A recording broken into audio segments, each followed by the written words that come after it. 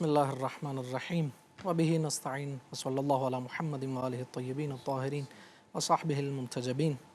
السلام علی الحسین وعلی علی ابن الحسین وعلی اولاد الحسین وعلی اصحاب الحسین۔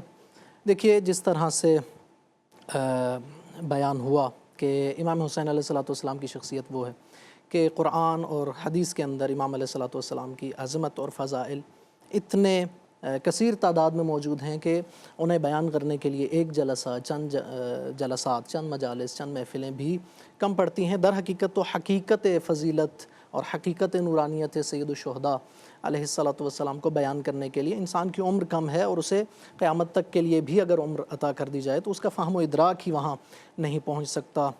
وہ شخصیت کہ جس کی طہارت کے لیے آیت تطہیر گواہی دے رہی ہو، جس کی صداقت پہ آیے مباہلہ گواہی دے رہی ہو، جس کی قربانی کی عظمت پہ وَفَدَيْنَاهُ بِذِبْحٍ عَظِيمٍ اعلان اور شعار کو بلند کر رہا ہو۔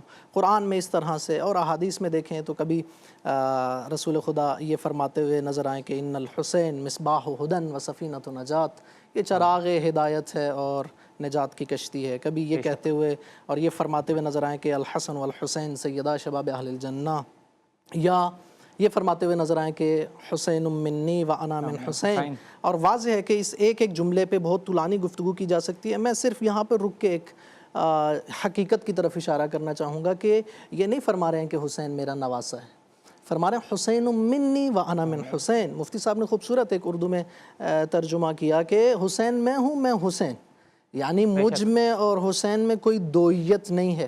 ہمارا نور ایک نور واحد ہے، ہماری حقیقت ایک حقیقت واحد ہے۔ اور صرف یہ میری تحلیل نہیں ہے، عالم اسلام کے علماء نے اسی طرح سے لکھا ہے۔ شاہ عبدالعزیز محدث دہلوی نے سر الشہادتین میں فرمایا کہ امام حسین علیہ الصلوۃ والسلام کی شہادت رسول خدا کی شہادت ہے۔ اللہ اکبر۔ وہاں پہ وہ فرماتے ہیں کہ امام حسن اور امام حسین علیہ الصلوۃ والسلام ان دونوں کی شہادت رسول خدا کی شہادت ہے۔ ایک رسول خدا کی شہادت خفی ہے امام حسن کی شہادت، اور ایک رسول خدا کی شہادت جلی ہے، واضح اور آشکار شہادت ہے امام حسین علیہ الصلوۃ والسلام کی شہادت۔ یعنی حسن مجتبیٰ بھی جب شہید ہو رہے ہیں تو رسول خدا در حقیقت شہید ہو رہے ہیں، اور حسین جب شہید ہو رہے ہیں تو در حقیقت رسول خدا شہید ہو رہے ہیں۔ یعنی اس قضیے کو اس طرح سے دیکھنا چاہیے کہ جو بھی امام حسن اور امام حسین علیہ الصلوۃ والسلام کی شہادت میں ملوث ہے وہ در حقیقت رسول اللہ کی شہادت میں ملوث ہے۔ جو بھی دغا کر رہا ہے وہ در حقیقت رسول اللہ سے دغا کر رہا ہے۔ جو بھی خاموش ہے کہ جو ظلم پہ خاموش رہتا ہے، شیعہ سنی کتب میں یہ احادیث موجود ہیں، وہ ظالم کے ساتھ شریک ہے۔ جو بھی حسن و حسین کی شہادت پہ خاموش ہے وہ در حقیقت رسول اللہ صلی اللہ علیہ وآلہ وسلم کی شہادت پہ خاموش ہے۔ لہٰذا قضیے کو اس طرح سے دیکھنا چاہیے۔ امام حسین علیہ الصلوۃ والسلام جس طرح سے نکلتے ہیں مدینہ سے، پھر مکہ میں تشریف فرما ہیں، پورے عالم اسلام کو معلوم ہے کہ امام حسین علیہ الصلوۃ والسلام کس بڑے کام کے لیے نکل رہے ہیں۔ یعنی امام حسین علیہ الصلوۃ والسلام جس طرح سے آپ نے فرمایا کہ بھائی بھائی کے لیے یا بیٹا باپ کے لیے، در حقیقت قضیہ ایسے نہیں ہے، یہ ظاہر مسئلہ ہے۔ حقیقت یہ ہے کہ امام حسین علیہ الصلوۃ والسلام اسلام کے نمائندے بن کے، کیونکہ وہ شخص اس کے خلاف قیام کر رہے ہیں کہ جو کہہ رہے لعبت ہاشم بالملک فلا خبر جا ولا وحی نزل، نہ کوئی خبر آئی تھی نہ کوئی وحی نازل ہوئی تھی، بنو ہاشم نے ڈھونگ رچایا تھا۔ یا وہ کہتے ہیں لیت اشیاخی ببدر شاہدو، کاش میرے آباء و اجداد ہوتے تو وہ دیکھتے میں نے بدر اور احد کا بدلہ لے لیا۔ ایسا شخص جو پیغمبر گرامی اسلام اور وحی کی حقیقت اور قرآن کی حقانیت کے حوالے سے بات کر رہا ہے، سید الشہداء اٹھ رہے ہیں نہ حکومت کے حصول کے لیے، نہ کسی قبائلی جھگڑے کے لیے، بلکہ اٹھ رہے ہیں اسلام کو بچانے کے لیے۔ اسی لیے تو اس نور بصیرت سے حضرت خواجہ معین الدین چشتی اجمیری رحمۃ اللہ علیہ نے فرمایا کہ حقہ کے بنا لا الہ است حسین، لا الہ کی بنا اس کی وہ بنیاد حسین ابن علی ہیں۔ اگر حسین ابن علی نہ ہوتے، محسن نقوی شہید نے بھی فرمایا تھا، میرے ذہن میں آ گیا کہ اصول دین نہ بچاتے جو کربلا والے، ورق ورق یہ کہانی بکھر گئی ہوتی، اور بچا گیا اسے سجدہ حسین کا، ورنہ نماز عصر سے پہلے ہی مر گئی ہوتی۔ پھر کوئی نماز پڑھنے والا نہ ہوتا، پھر کوئی آذان بلند کرنے والا نہ ہوتا، پھر قرآن کی محفلیں نہ ہوتی۔ لہٰذا روز عاشور پچھلی امتوں کے بعض واقعات بعض کتب میں مذکور ہیں، لیکن روز عاشور سب سے اہم کیا ہے؟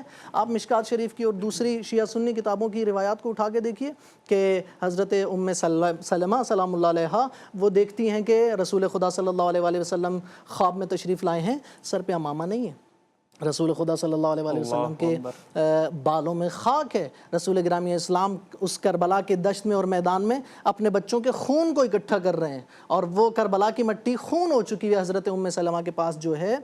लिहाजा इस मौके पर और इन अय्याम के अंदर मुझे उस तरह से होना चाहिए जिस तरह से अल्लाह का रसूल है। मुझे अल्लाह के रसूल की तअस्सी करनी चाहिए। मुझे अगर अल्लाह का रसूल मग़मूम है तो मुझे मग़मूम होना चाहिए, बजाय इसके कि मैं उम्मत को या मुसलमानों को इस चीज़ पे लगा दूं कि आप मसलन अपनी कब्रों पे जाइए या कुछ और कीजिए, वो दूसरे दिनों में जाइए। आज अल्लाह के रसूल के साथ उसका गम बांटिए। आज अल्लाह के रसूल की अहले बैत के हवाले से जो भी आप पुरसा पेश कर सकते हैं, उनका जिक्र कर सकते हैं, उनका गम मना सकते हैं, वो गम मनाना चाहिए।